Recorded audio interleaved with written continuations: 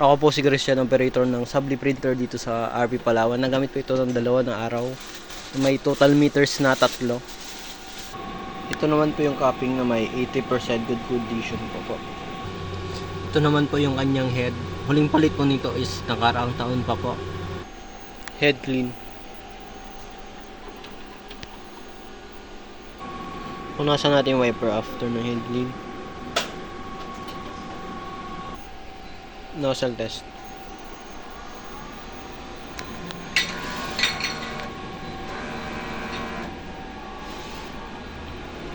Yan po, buo naman po. Waste tank naman po nilinis nakarang araw. Yung ink tank system po is tama lang, nasa level po yung mga inks. Ito naman po yung kanyang film. Ito naman po yung mga CMYK niya, yung black tsaka yung yellow po nasa likuran lang. Ito po yung sold out niya. Isang 2 meters tsaka isang 1 meter po. Wala naman po ako nagamit.